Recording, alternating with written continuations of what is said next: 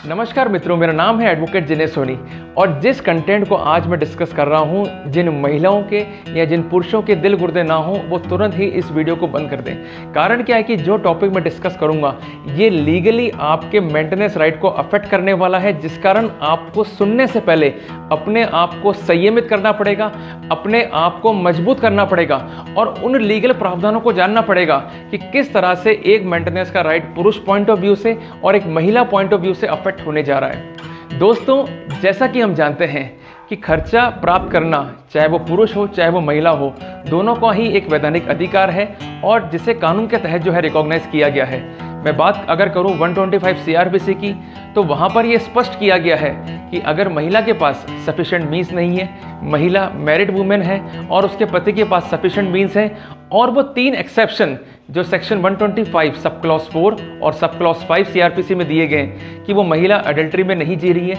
वो अपने पति से अलग बिना किसी कारण के नहीं रह रही है, या पति और पत्नी आपसी सहमति से अलग नहीं रह रहे हैं, तो वहां पर हस्बैंड के स्टेटस के अकॉर्डिंग कोर्ट जो है मेंटेनेंस अवार्ड कर सकती है और महिला के आवेदन पर इंटरिम भी अवार्ड कर सकती है। दोस्तों, अब आती है बात खर्चे के एग्जीक्यूशन की। तो हम सब जानते हैं कि 125 सब क्लॉज 3 सीआरपीसी इस पर्सपेक्टिव में काफी इंपॉर्टेंट है। यहाँ पर न्यायालय के पास 2 शक्तियां हैं कि यदि हस्बैंड खर्चा पे नहीं कर रहा है तो सेक्शन 421 सीआरपीसी के तहत उसे डायरेक्शन दे सकती है कि आपके विरुद्ध कुर्की जारी की जाएगी। आप जो है अगर खर्चा पे करेंगे तो ये कार्रवाई ड्रॉप हो सकती है। अगर तब भी वो खर्चा पे नहीं करता है तो न्यायालय इनिशियल स्टेज पर कुर्की कार्रवाई को इनिशिएट करती है। उसके बाद भी खर्चा यदि रिकवर नहीं होता है तो न्यायालय उस डिफॉल्टर पति को 1 माह के लिए फॉर ईच डिफॉल्ट जेल में भेज सकती है। दोस्तों, सबसे महत्वपूर्ण बात कोरोना संक्रमण की हमारे देश में,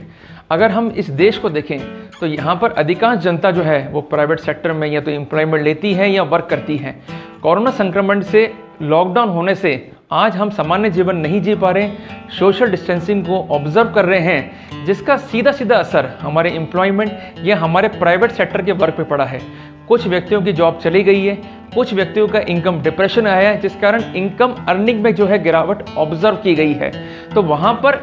अगर वो व्यक्ति जिसका मेंटेनेंस बंद चुका है वो मेंटेनेंस पे नहीं करता है तो उसके सामने सबसे बड़ी समस्या ये है कि लॉकडाउन खुलने के बाद अगर कोर्ट जाने के बाद वो अमाउंट पे नहीं करेगा तो उसको 1 माह के लिए जो है वो जेल जाना पड़ेगा। वहाँ पर 127 सीआरपीसी काफ़ी आपके लिए हेल्पफुल है और ये दोनों के लिए जो है वो एप्लीकेबल है। 127 सीआरपीसी में 2 कैटेगरी जो है वो दी गई है। पहली बात तो की गई है उन महिला, बच्चों और पेरेंट्स की जो मेंटेनेंस प्राप्त कर रहे हैं, और ऑन द कॉन्ट्री उस हस्बैंड की, उस पिता की या उस बालक की जो अपने पेरेंट को, अपने बच्चों को या अपनी पत्नी को जो है वो मेंटेनेंस दे रहा है। तो वहाँ पर सबसे ज़्यादा हार्डशिप जो कॉज होगी वो कॉज होगी हस्बैंड को। कारण क्या है कि अभी तक हस्बैंड की जो इनकम असेस हुई है उसके आधार पर मेंटेनेंस जो है वो तय हुआ है। अब उसका एम्प्लॉयमेंट चला गया है या इनकम डिप्रेशन जो है वो ऑब्जर्व हुआ है, तो वहाँ पर न्यायालय संतुष्टि होने पर या तो उस ऑर्डर के एग्जीक्यूशन को रोक सकती है कुछ समय के लिए, या फिर उस ऑर्डर में अल्टरेशन कर सकती है, जो कोर्ट के पास एक एम्पल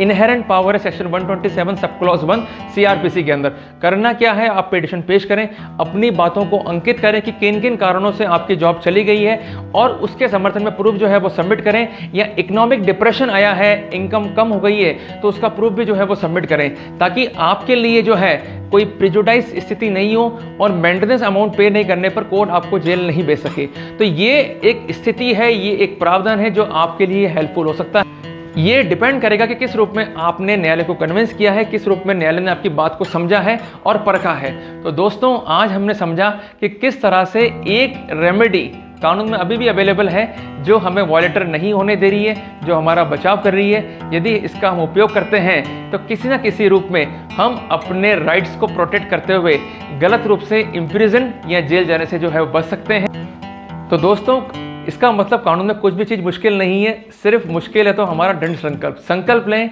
आगे बढ़ें, अपने राइट्स को इन्फोर्स करें और सही बात जानकर आगे शेयर करें। तो आपने मुझे सुना, thanks for the patience hearing. मिलते हैं जल्दी एक नए टॉपिक के साथ।